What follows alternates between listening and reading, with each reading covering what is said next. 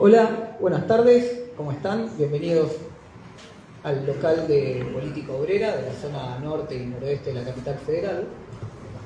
Nosotros armamos esta actividad, le pusimos de título Los trabajadores frente al golpe de Estado libertario. Y si uno mira un poco cómo se van desenvolviendo los acontecimientos y han ido siguiendo, y si no lo han hecho, los invito a que lo sigan, nuestra producción, nuestro periódico, encontrarán que la Argentina y el mundo se encuentran convulsionados, que el gobierno, incluso si no es mala la información que manejo, está en discusión si no adelantan la votación. Tenemos por delante la jornada del 24 de enero, el paro que hay convocado, todo un proceso de deliberación, dudas, hacia dónde va esto, cómo nos afecta a los trabajadores. También vemos cómo nos impacta el proceso inflacionario en el bolsillo. Y por lo tanto nos pareció que en un escenario de estas características, tan convulsivas y que por otro lado, de tanto debate, confusión, discusiones, que era oportuno invitarlo a Marcelo, que nos pudiera dar una caracterización de la situación, que pudiéramos abrir un debate, que se puedan expresar dudas, preguntas, tanto hacia nuestras posiciones como de cara al conjunto de la situación, y en función, por lo tanto, de clarificar políticamente, de desarrollar una conciencia y una organización y una lucha por todas nuestras reivindicaciones que se ven amenazadas, decidimos hacer esta actividad, poner en discusión incluso el propio título de la actividad. Y en función de eso, obviamente, lo invitamos a Marcelo. Así que sin más, le doy la palabra a Marcelo, espero que estén cómodos, los invito después de la actividad a llevarse el periódico y ahora a escuchar atentamente y a anotar. Bueno, muchas gracias, le damos la palabra a Marcelo. Bueno, dentro de los motivos de esta charla, y en relación a lo que señaló recién el compañero, quiero señalar que la cuestión central que hoy motiva que nos reunamos y que llevamos adelante la discusión es la circunstancia de que tenemos un paro general el miércoles que viene, el miércoles 24. Y nuestra acción, nuestra política para que efectivamente el paro del miércoles sea masivo, es un elemento muy importante que está colocado, ¿no es cierto?, a la consideración y a la discusión centralmente en esta reunión que estamos haciendo hoy. Cuando tomamos este título que señaló el compañero, es decir, cómo nos paramos los trabajadores frente al golpe de Estado del gobierno libertario, del golpe de Estado en principio económico, pero no solo económico de este gobierno, las palabras siempre tienen un sentido, no están arrojadas porque sí. Cuando hablamos de un golpe, lo que estamos diciendo es, la determinación de este gobierno de alterar el conjunto de las relaciones económicas y sociales del país en un periodo más o menos fulminante, como el que ha transcurrido en poco más de un mes hasta hoy.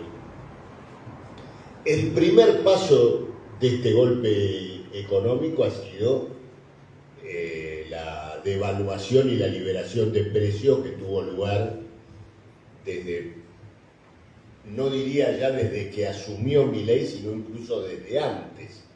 Apenas se produjo el balotaje, que asistimos a este proceso general de liberación de precios, después de devaluación del 110% de la moneda, y ahora, en estos días, de tarifazos en el transporte, en la luz y en el gas.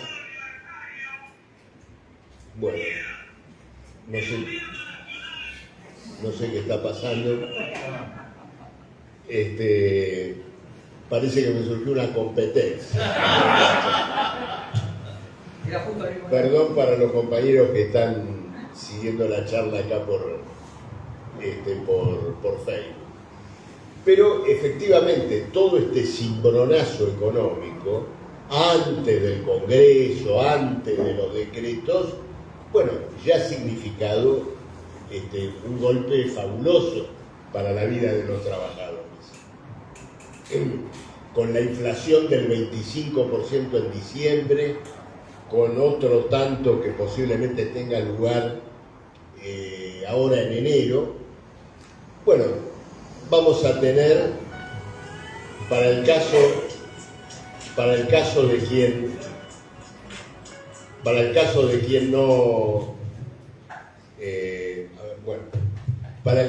quien no pueda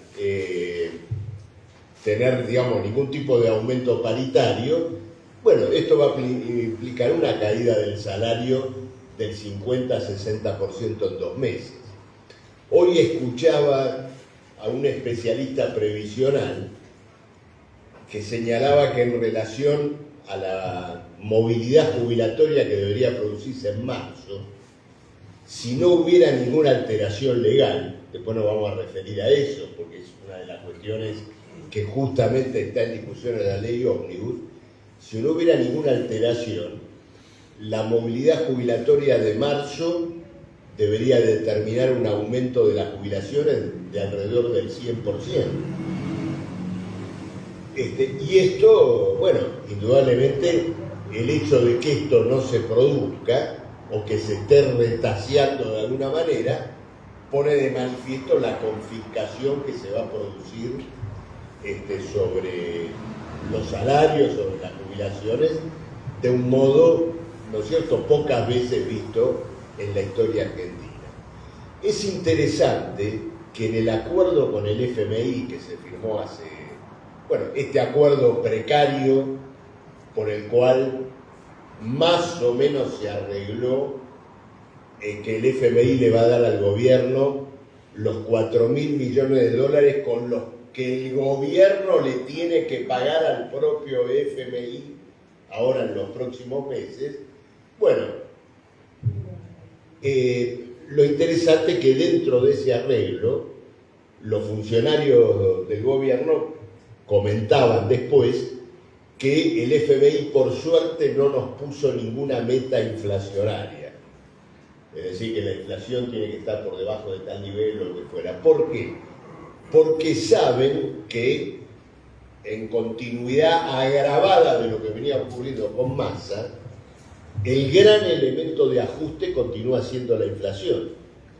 El Estado Nacional recauda más con el aumento de precios, tarifas, porque los impuestos al consumo suben con la suba de los precios, y en un contexto de jubilaciones, salarios estatales, planes sociales más o menos achatados, bueno, el gobierno forma una bolsa de recaudación fiscal con la cual está ejecutando el punto más importante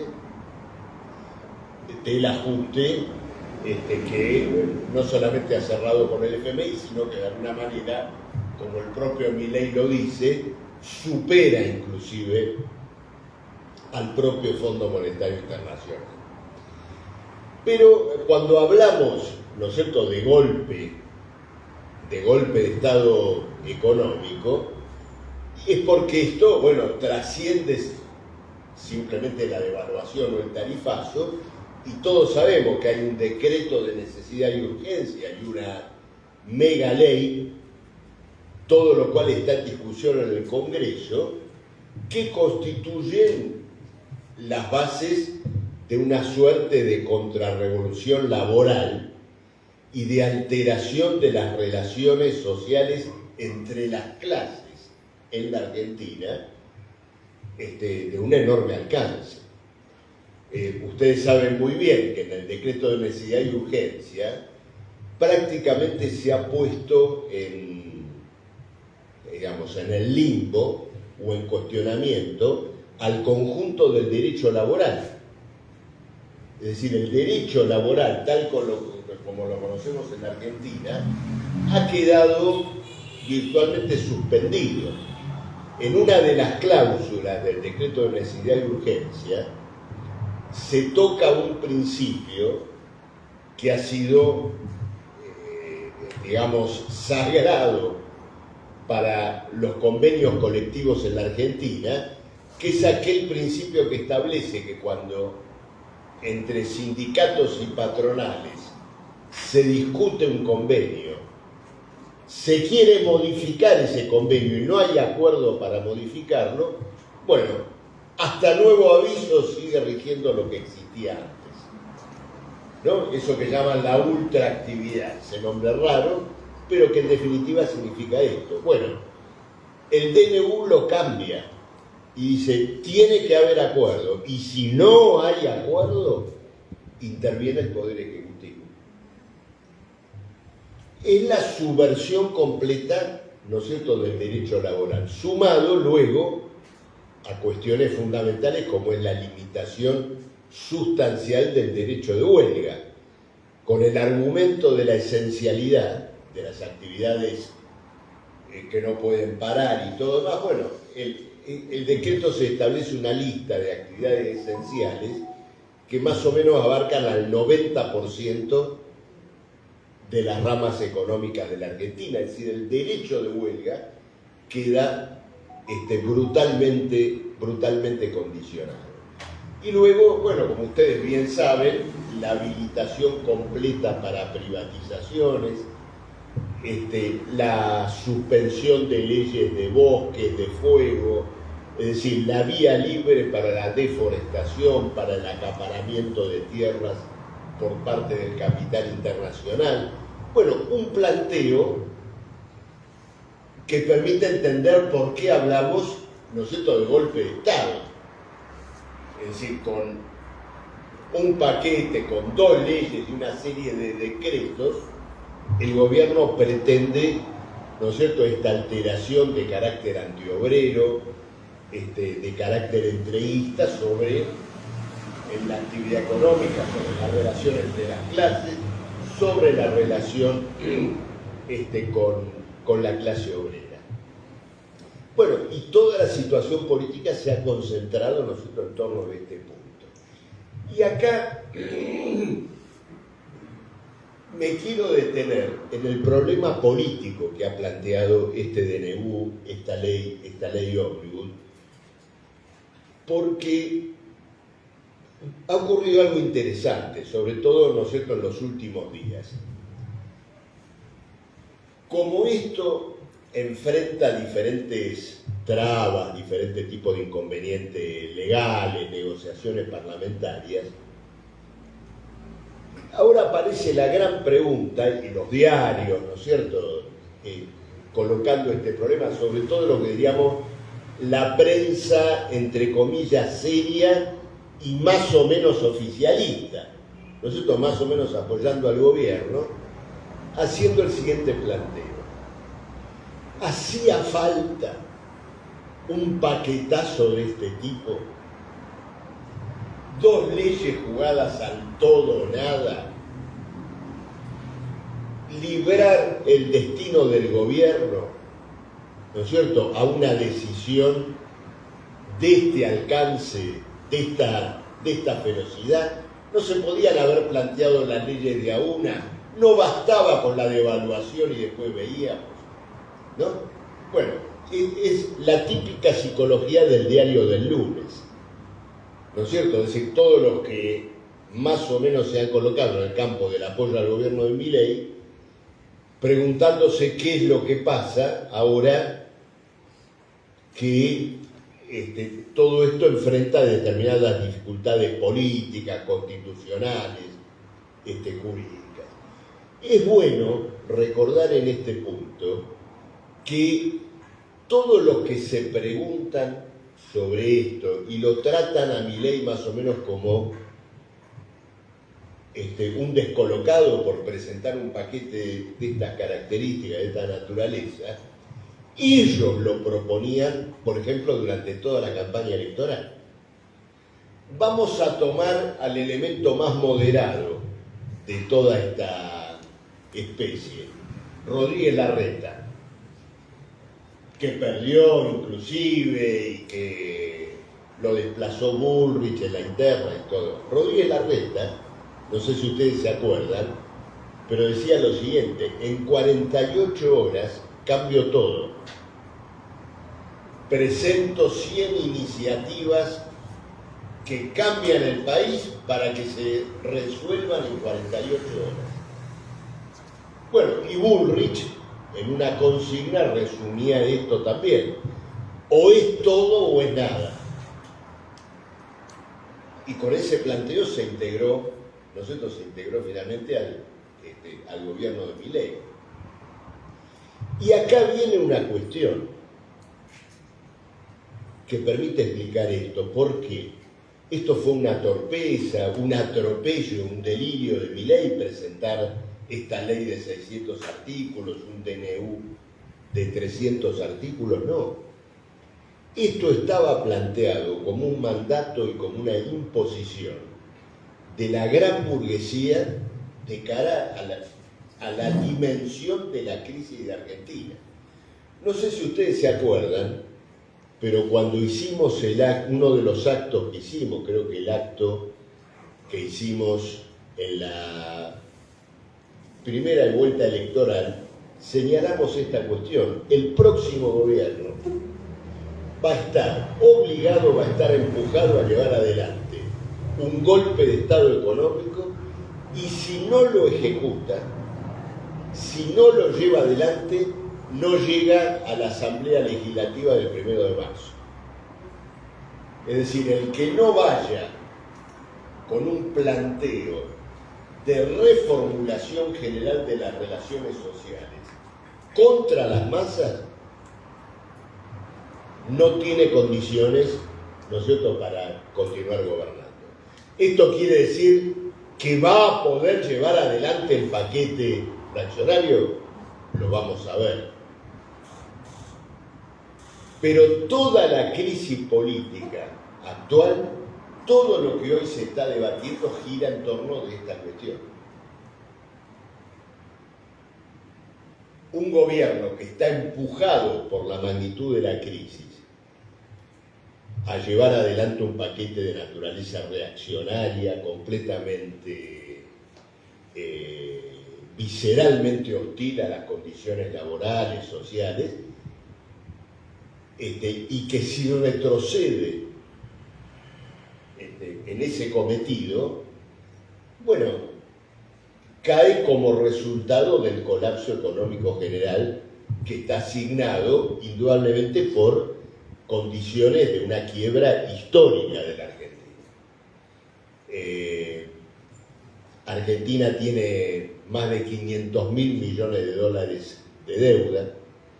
Ya a esta altura es difícil hablar de deuda pública y deuda privada, porque como se demostró con esta crisis de los importadores, por lo menos mientras haya Banco Central, si Milei no lo borra, toda deuda es pública en última instancia, y toda deuda externa sobre todo es pública, porque los dólares los tiene que proveer el Banco Central. Y esto se ha puesto de manifiesto con la deuda de los importadores, que es asumida por el Banco Central a cambio de un bono. Entonces, una deuda que supera el conjunto del Producto Bruto Interno. Una deuda que aparte está concentrada en plazos muy cortos, que engrosó en alrededor de 70.000, 80.000 millones de dólares su valor en los últimos 1 año y medio, 2 años, a partir de la expansión de la deuda en pesos,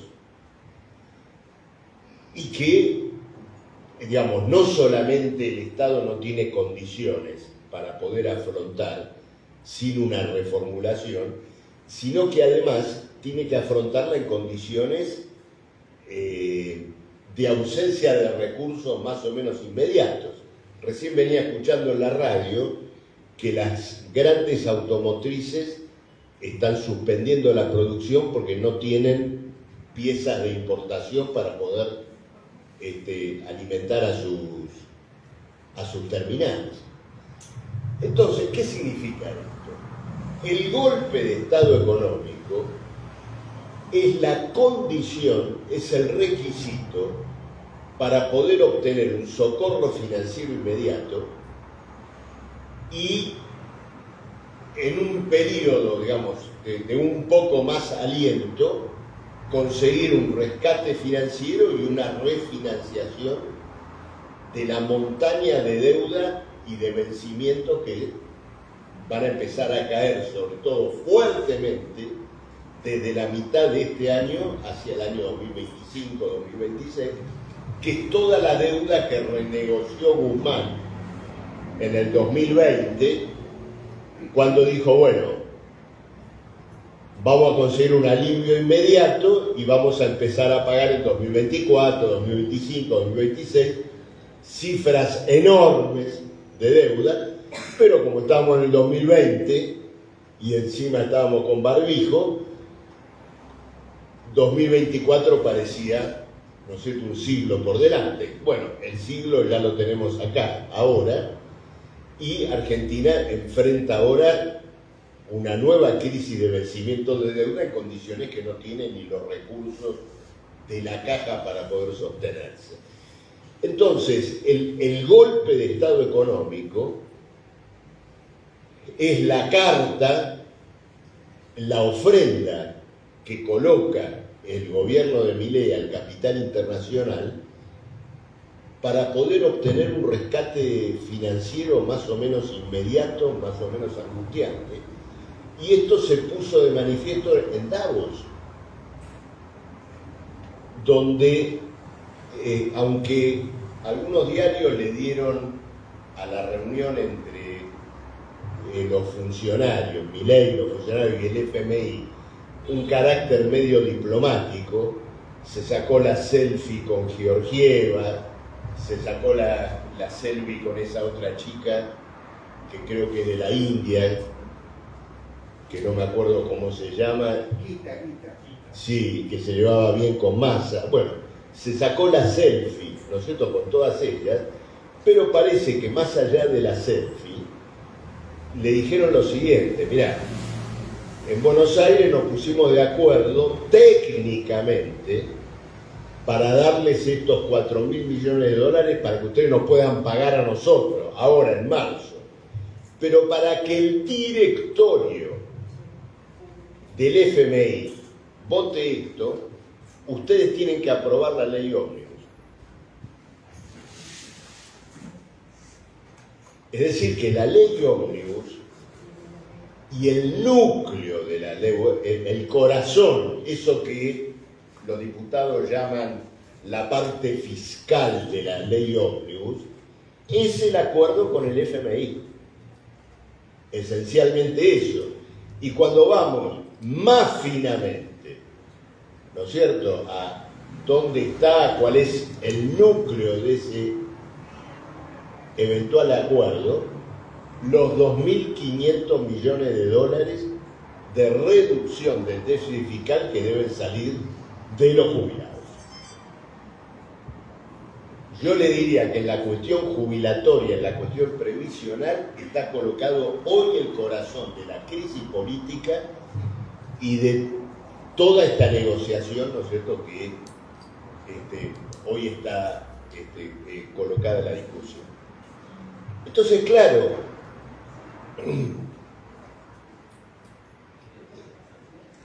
¿cuál es la cuestión ahora? En los textos del FMI, en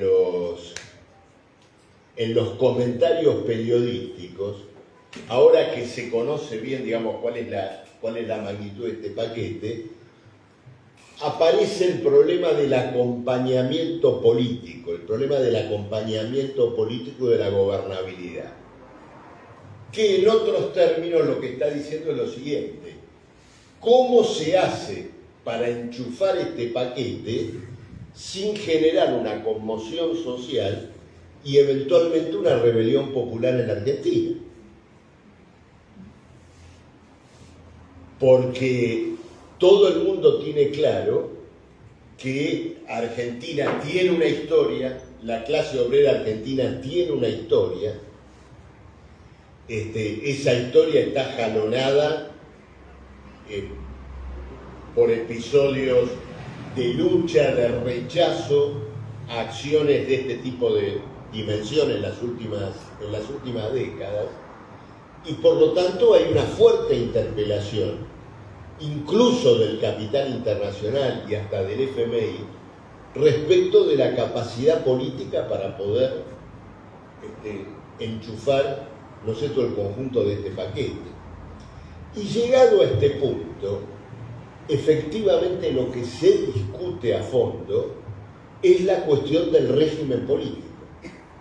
Es decir, ¿cuál es la naturaleza del régimen, del gobierno que puede ser capaz de llevar adelante esta acción contra las masas? Y es muy importante ver acá cómo se colocan las distintas fuerzas sociales y políticas. Y acá tenemos que, antes de ver y de hacer ese examen, tratar de entender cómo llegamos a este punto, cómo llegamos al gobierno de Milei. El gobierno de Milei es la expresión, es la manifestación de un estado de desintegración política, probablemente histórica, de los partidos del capital en la Argentina. Recién veníamos conversando sobre un problema que ha vuelto a colocarse ahora a la luz, después del discurso lunático de Milei en Davos, ¿no? Entonces, de vuelta aparece esta cuestión: el tipo está loco. O sea, el tipo está loco, el tipo es lunático, el tipo es capaz de cualquier cosa. Elon Musk tuitea su discurso mostrando una pareja en bolas haciendo el amor y con la imagen de Milei. Esto pasó hoy a la tarde, ¿no es cierto? Y Milei lo retuitea y alguien dice, bueno, está loco, ¿no? Y digamos, el luchador político tradicional, ¿no? O sea, yo, dice lo siguiente: no. La locura personal es una circunstancia. Lo importante son las fuerzas políticas, sociales, que condicionan a la persona, que condicionan al individuo. Entonces, por lo tanto, él será encuadrado dentro de determinadas condiciones.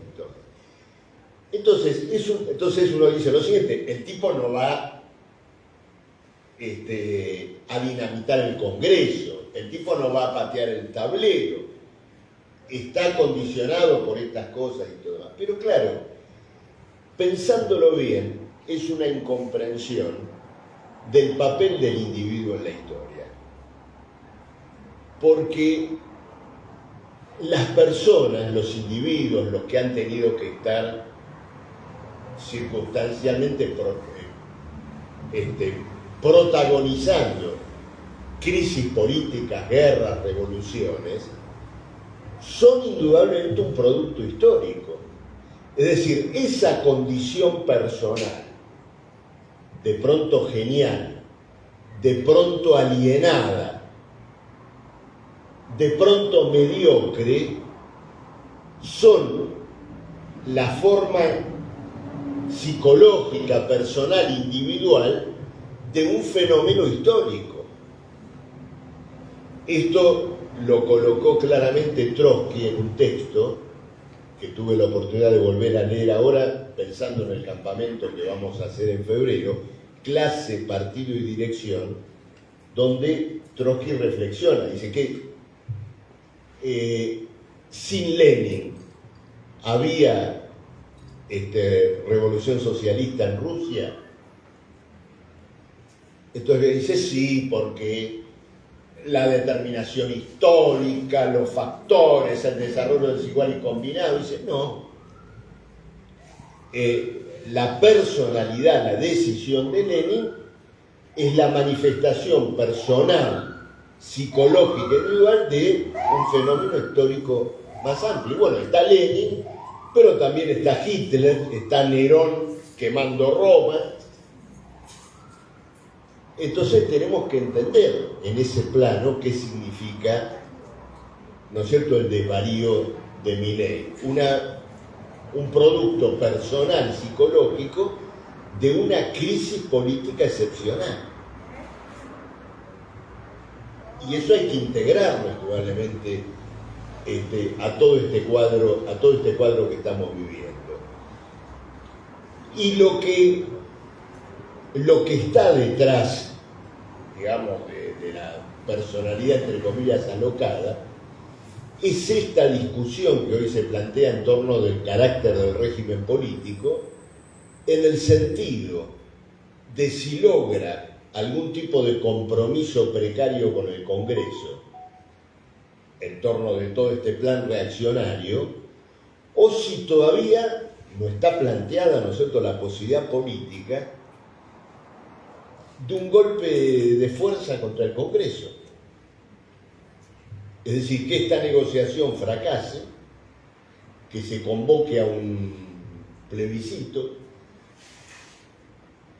y ese plebiscito, en torno de una ley que el Congreso no quiere votar, eventualmente, es en cierto modo un plebiscito sobre la existencia del Congreso, al mismo tiempo. Todo esto está abierto, ¿no es cierto?, todo esto está planteado, y naturalmente también está la posibilidad de la genuflexión definitiva del Congreso. Por ejemplo, ante la variante, que yo creo que es fundamental, esto que la oposición responsable presenta como una gran conquista, un freno a Milei, que es que en vez de darle 2 años de poderes especiales y eventualmente renovable a otros 2, le dan solamente 1, ¿no es cierto?, 1 año, y con opción, ¿no es cierto?, a otro, lo cual, en mi opinión, sería una descomunal victoria de Milei, en el sentido de que contaría con 1 año crucial para poder actuar con facultades plenas en un conjunto de aspectos económicos, políticos, inclusive en el ámbito de la defensa y de la seguridad también, teniendo en cuenta que, digamos, la crisis argentina se juega indudablemente en una arena mucho más amplia, donde distintas crisis de regímenes políticos, de fenómenos vinculados a la seguridad nacional, Ecuador, por ejemplo, bueno, tienen en última instancia la cuestión de cómo se va a colocar América Latina y cada uno de sus países en un escenario de guerra de alcance internacional, con varios frentes de batalla. Bueno, y esto indudablemente está colocado en la crisis argentina. La oposición está haciendo un esfuerzo fenomenal para tratar efectivamente de cerrar un acuerdo. Se ha armado una suerte de frente por el rescate del régimen político, que creo que lo tiene a Pichetto como gran arquitecto, es decir, el tipo que está tratando de unir los violines para que efectivamente, ¿no es cierto?, salga esta ley, que tiene que conjugar un conjunto de intereses capitalistas diversos y que tiene, insisto nuevamente, en el corazón del debate actual la cuestión jubilatoria, porque el gobierno ya colocó claramente que tiene que ejecutar un despojo de las jubilaciones, no ajustarlas con la inflación, es decir, buscar un mecanismo que las deje atrasadas frente a la inflación. Hasta lo manifestó abiertamente, es decir, presentó papeles mostrando que medio punto del PBI en el año 2024 iba a ser ajustado de las jubilaciones. Y ahora tiene que envolver eso de alguna manera, y la oposición está en la encrucijada de acompañar esa confiscación, con lo que ello implica, o rechazarla, bueno, e ingresar allí en un terreno político incierto, muy incierto, retratado por este hecho de que el FMI le reclamó como condición para no dejar a la Argentina en default, que efectivamente salga la ley ómnibus. Ahora, ¿por qué motivo, y acá voy a otro punto, por qué motivo la oposición diría, bueno, si no podemos ir al vacío, si no podemos ir al abismo, tenemos que acompañar esta ley? En el planteo de Milei, hasta sería lógico que lo hicieran, porque ¿cuál es el planteo de Milei, Caputo, Adorni y todo lo demás? Bueno, ahora vamos al gran sacrificio. Estos meses, pan y agua, estos meses nos bancamos los tarifazos, nos bancamos los aumentos, pero es lo que ellos llaman el realineamiento de precio relativo, el reacomodamiento. Es doloroso, pero después salimos. El problema es que nadie cree en esto. ¿Por qué motivo? Porque el famoso realineamiento no se está produciendo. Y el síntoma más claro de esto es la disparada de los dólares financieros y de los dólares paralelos. ¿Qué quiere decir esto? Que la idea de que todo se libera, el dólar encuentra un nivel, ese nivel se sostiene y la economía en un equilibrio transitoriamente contrario a los trabajadores, perfecto, pero equilibrio al fin, después más o menos va saliendo. Ese equilibrio no se encuentra, en primer lugar, porque no se ha resuelto, insisto con este punto, la crisis de deuda, y particularmente la crisis de la deuda en pesos, cuya gravitación se agrava con la devaluación y con la inflación, en la medida que es una deuda que está ajustada con cláusulas que la ligan al dólar o que la ligan a la propia inflación. Entonces el Banco Central sigue emitiendo una barbaridad de dinero que remunera a los acreedores de deuda. Los acreedores de deuda, mientras se resarcen de esos intereses, trasladan parte de esos recursos al dólar, refuerzan la hoguera de la devaluación potencial y por lo tanto de la inflación. Y acá estamos, y el gobierno está ante la circunstancia que de pronto, en marzo, tiene que ir por otra devaluación, por otro salto inflacionario y por lo tanto el fin de la historia de que la inflación tiene un ancla, de que todo se va a ir estabilizando. Y esto va a replantear, por lo tanto, va a golpear ferozmente el mito de que tenemos una estabilización dolorosa, pero estabilización al fin. Entonces la oposición hoy está discutiendo esto. Nos subimos a un barco que en 2 meses se hunde. Dice, pero si no nos hundimos todos. Bueno, la crisis consiste en eso y evidentemente va a tener que salir y va a tener que encaminarse, ¿no es cierto? Va a tener que fluir hacia algún lado.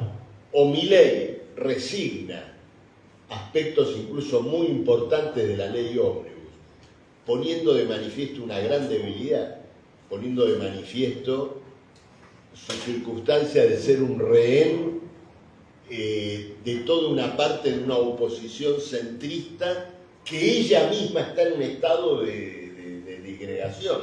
Stolbizer, Pichetto, Santilli, gente que a su vez está subdividida en decenas de pequeños bloques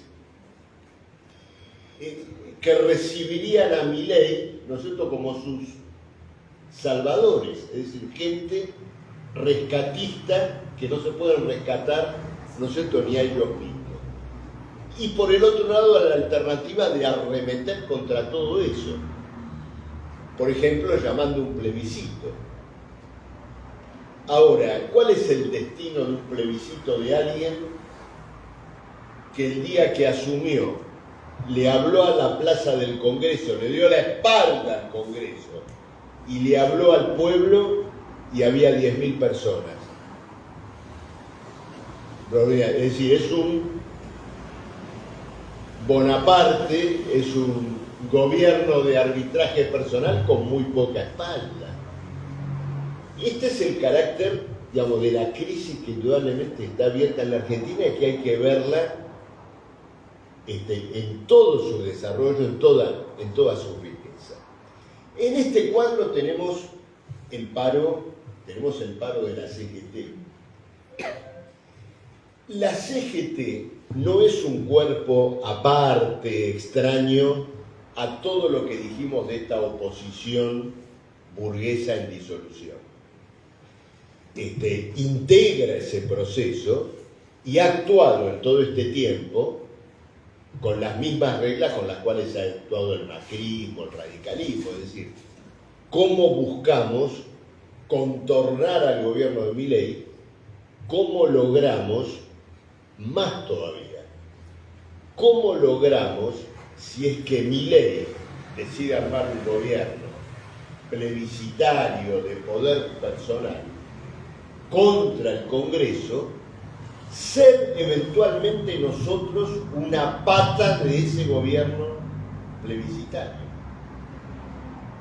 Y hubo una tentativa importante, que fue el acuerdo de Cavalieri con Petovelo y todo eso que se armó, donde Cavalieri resignaba la indemnización por despido para el gremio de comercio,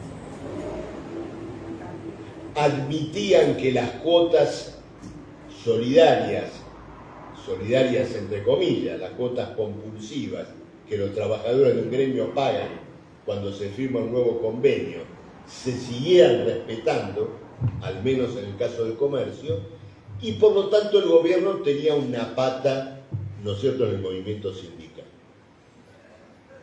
Eso quedó interrumpido y es probable que en la discusión, ¿no es cierto?, respecto de lo que va a ocurrir con el gobierno, bueno, se habla mucho de esto de halcones y palomas, divisiones al interior del gobierno, pero frente a un ala que dijo, bueno, vamos a agarrar a la burocracia sindical como una pata de lo que queremos hacer, otra ala dijo lo siguiente: primero tenemos que imponer la reforma laboral y sobre esa imposición iremos a discutir luego con la CGT eventualmente. Y por ahora nosotros se ha colocado con fuerza esta posición. Pero lo importante en lo que estaba discutiendo es que la burocracia sindical está buscando esa integración política como la ha buscado con todos los gobiernos, reaccionarios o no, con Macri, con Menem. Esta es una constante histórica que aparte es propia de una burocracia, ¿no es cierto? Es decir, cuando digo burocracia, no es una clase social, no es un grupo político ideológicamente definida. Su único programa efectivo es su supervivencia material, que depende naturalmente de algún arreglo con el Estado. Pero para que la burocracia haya buscado este rumbo con Milei, es porque vio en el DNU y en la ley ómnibus una señal. ¿Y cuál es esta señal?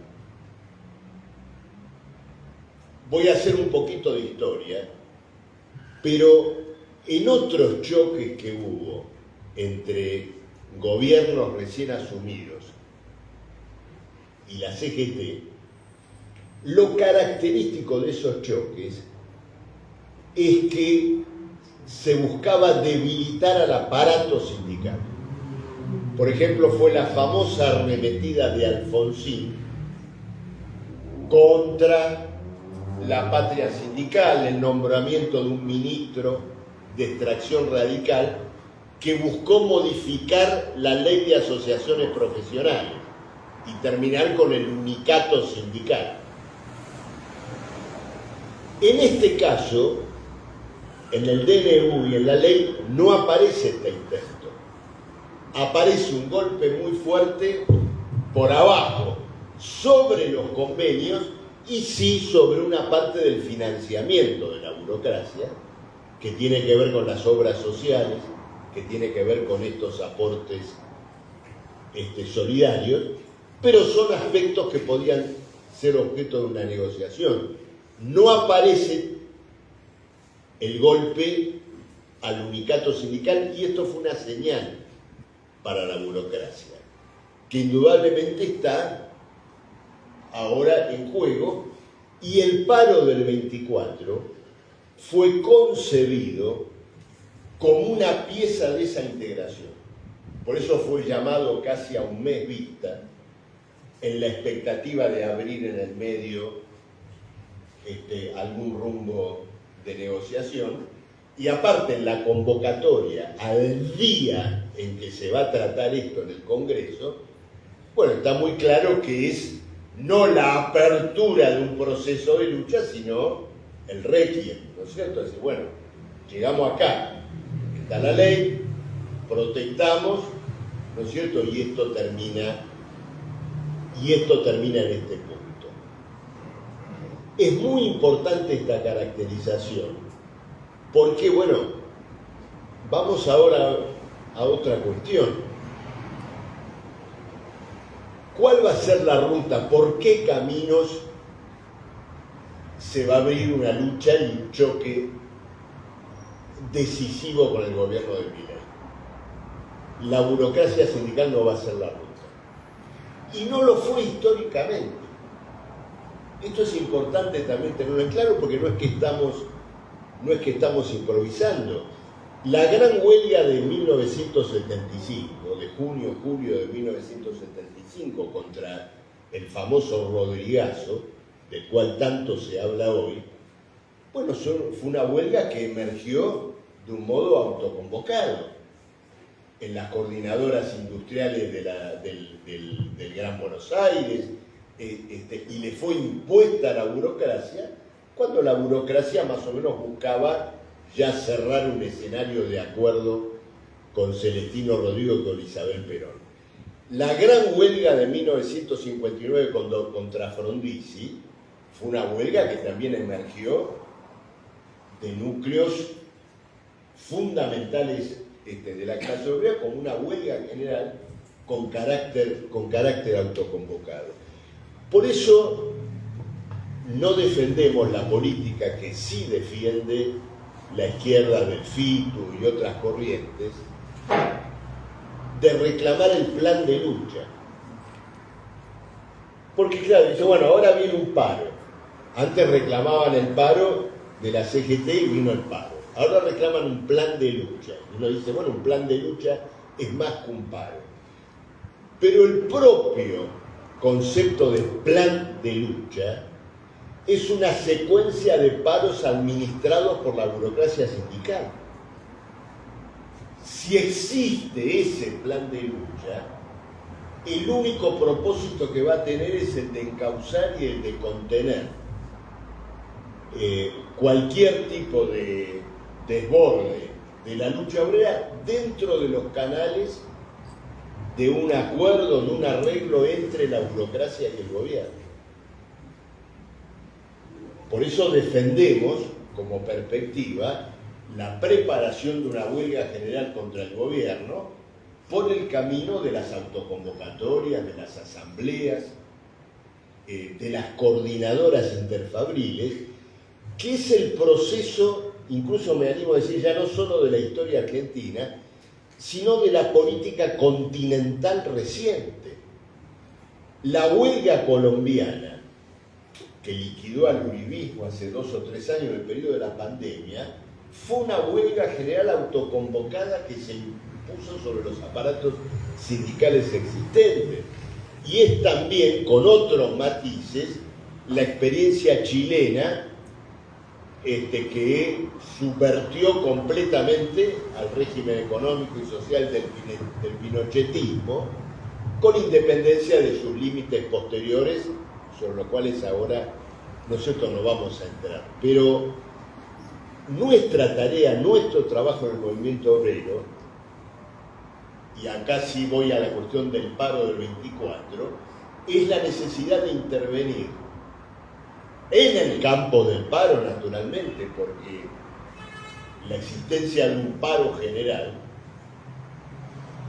a pesar de la propia burocracia, coloca un terreno de deliberación en el conjunto del movimiento obrero que debe ser aprovechado y explotado, no en función de la política estéril de radicalizar a la burocracia, sino de abrir, ¿no es cierto?, en el movimiento obrero un camino propio. Acá queremos señalar una cuestión que la publicamos en Política Obrera en estos días, que no se le ha dado importancia, no se le ha mencionado y que tiene una enorme importancia y que tiene que ver con esta línea de apaciguamiento. El transporte, así lo anunció la UTA, trabaja el día del paro hasta las 19 horas, supuestamente para facilitar la concurrencia de la gente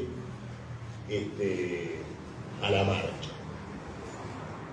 Cualquiera que tenga los pies pegados sobre la tierra, ¿no es cierto?, en la Argentina, y cualquiera que escuche la radio y la televisión y el brutal operativo estatal de intimidación que se está haciendo sobre la misma huelga, cualquiera se da cuenta que en esas condiciones habilitar el transporte público es, por sobre todas las cosas, antes que facilitar que los compañeros vayan a la marcha, facilitar que los compañeros sean empujados a ir a trabajar, bajo el pretexto de que transporte hay. En un país con 40% de precarización laboral, con un grado de sindicalización de base, es decir, de delegados todavía mucho más bajo, todos sabemos perfectamente que el paro general del transporte es el gran paraguas protector de los trabajadores en una huelga general. Che, mañana hay que venir a trabajar. Mira, no hay colectivo, no hay tren, no puedo. Se terminó. En cambio acá, no, colectivo hay, tren hay, y esto se convierte en una coacción fenomenal contra la huelga. Nosotros hemos discutido esto con los compañeros del subte. Mañana hay un plenario de delegados en el subte. Nuestros compañeros van a mocionar que el subte pare durante todo el periodo del paro el día 24. Luego, la concurrencia a una movilización no depende de los colectivos. La CGT es suficientemente poderosa como para asegurar el transporte a todos los que quieran ir a la marcha. Si el transporte lo interrumpen en los puentes, haremos piquetes en los puentes, chocaremos con la policía en los puentes, pero el paro debe ser, lo primero que debe ser asegurado, ¿no es cierto?, es el paro general. Y esta cuestión de la UTA es muy importante, porque muestra en un punto terriblemente sensible la conducta, ¿no es cierto?, de completa liviandad y compromiso, en el fondo, con el Estado, con el gobierno, de la burocracia frente al paro. Ayer lo escuchaba por la televisión, y le hicieron una nota ayer o antes de ayer a Daer. Ya estaba este tema de que pusieron un número de teléfono para llamar, el número buchón para llamar por teléfono y denunciar que un delegado gremial me está incitando a parar, bueno, este tipo de cuestiones. Entonces, fíjense cómo entonces le preguntan a Daer, dice, no, de ninguna manera, ninguna intimidación. Cada compañero tendrá la posibilidad de ir y volver de la marcha, de su casa, en el medio de transporte correspondiente. Es decir, el abordaje liberal del paro. 100.000 individuos aislados tomarán cada uno de ellos la decisión de parar o no parar, subirse al 60 o al 132, concurrir a la marcha, después regresar. Compañeros, el derecho de huelga es un derecho que se ejerce colectivamente. Solo en la mente podrida de estos liberales antiobreros se puede presentar esta cuestión como un choque de derechos personales. El derecho de huelga existe como el derecho de una clase social considerada como un todo, considerado en su conjunto. Y la huelga de cada sector ayuda al cumplimiento de la huelga en toda la clase obrera y forma parte de ese derecho colectivo.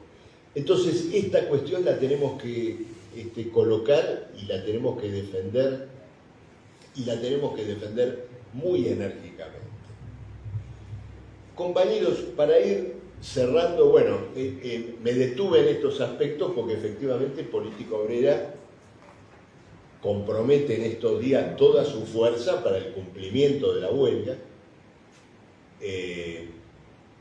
Vamos a trabajar en frente común con todos los trabajadores, con todos los activistas o no activistas que en cada lugar de trabajo estén genuinamente interesados en el cumplimiento de la huelga.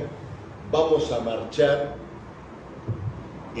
al Congreso defendiendo los planteos de la preparación de una huelga general por el 100% de aumento de salario, por la derogación de la ley ómnibus, por el retiro de la ley ómnibus del Congreso, el retiro del DNU. Quiero detenerme, porque no lo mencioné, en la importancia de la consigna del 100% de aumento salarial, cuestión que también hemos discutido mucho en estos días. Ustedes vieron que ha habido paritarias. En los últimos días ha habido paritarias, o se han reabierto paritarias en función de la inflación, ¿no es cierto?, que han seguido el modelo de las paritarias, ¿no es cierto?, de los últimos al menos 2 años, que tienen las características de correr detrás de la inflación. Es decir, ha habido en un trimestre, por ejemplo, 25% de inflación, entonces se busca ajustar la inflación pasada, con el grave problema de que la pérdida de poder adquisitivo vivida en el periodo de la erosión de la inflación no te la devuelve nadie.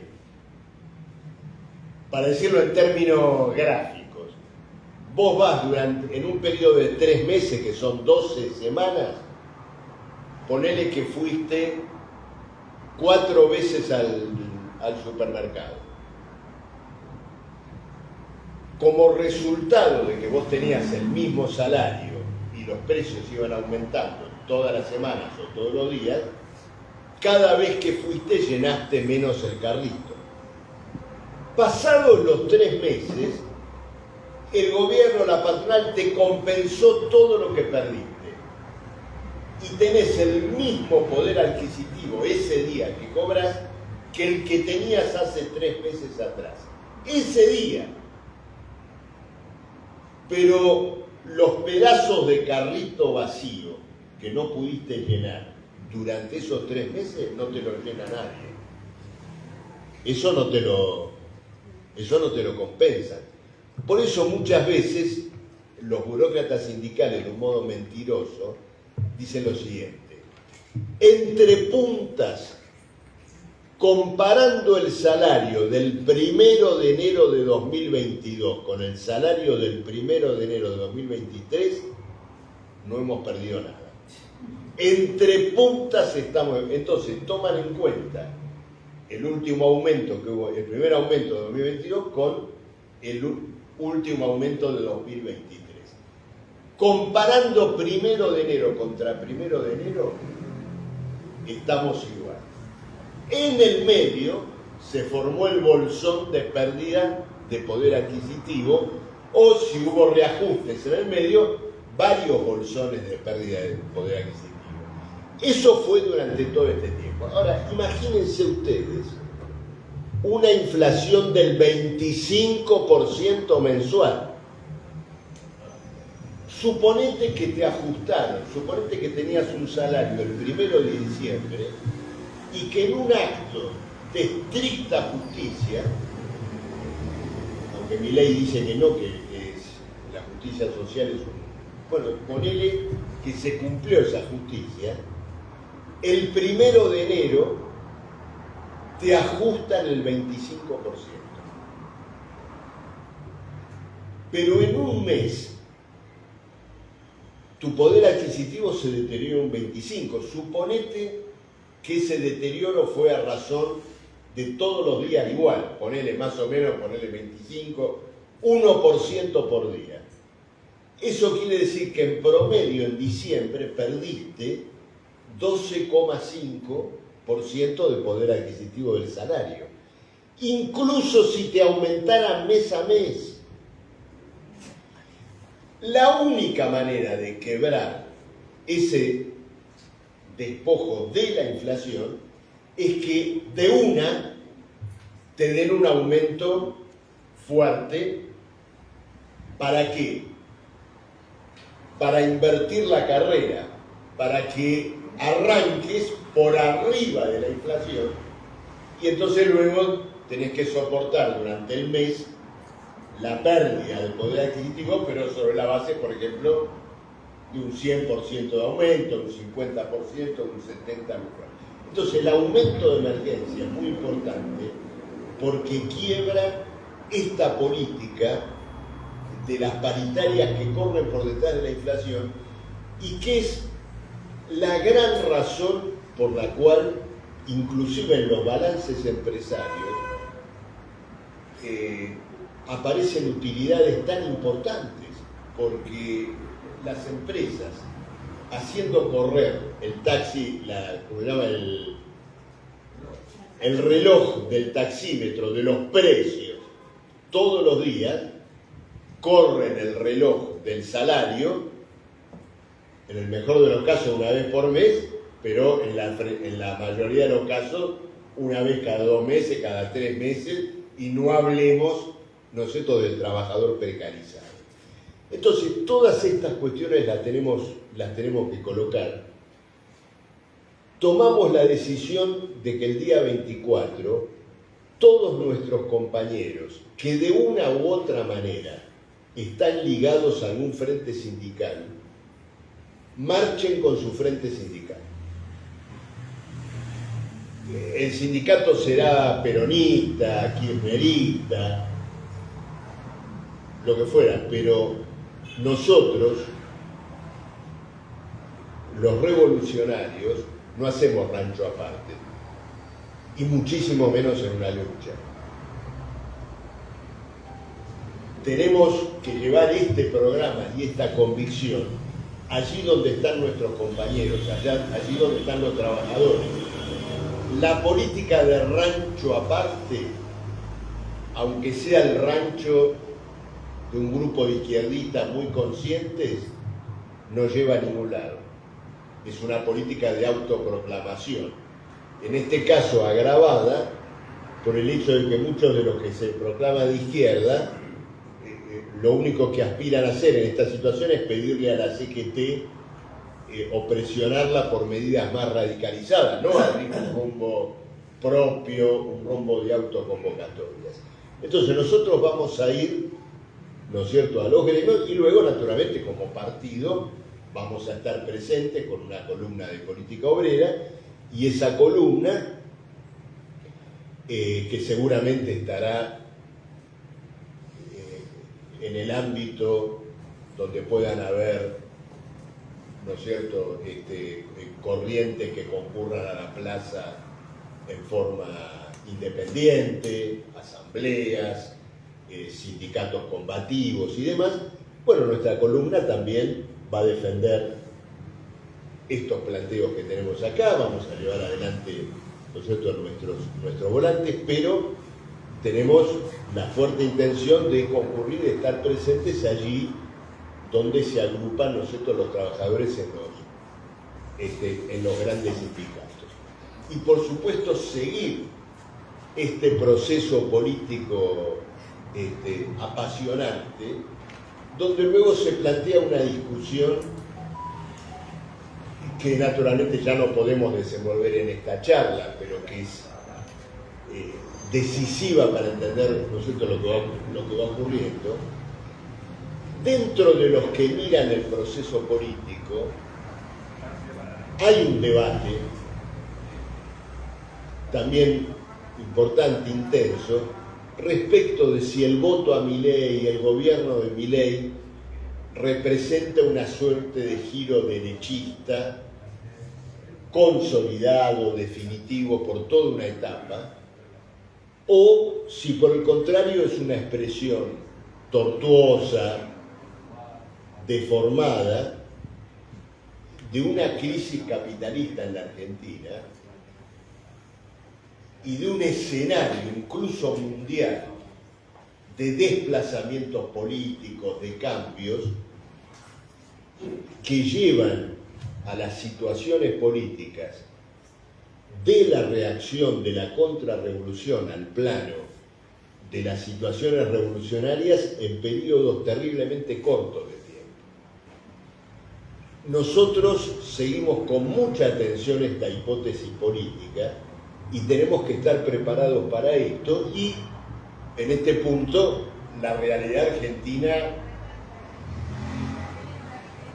ya deja síntomas muy claros de esto, porque Argentina es un país en pleno enero absolutamente convulsionado, con debates en la universidad, en la cultura, en las fábricas, en las esquinas de la ciudad, con los cacerolazos, con las asambleas.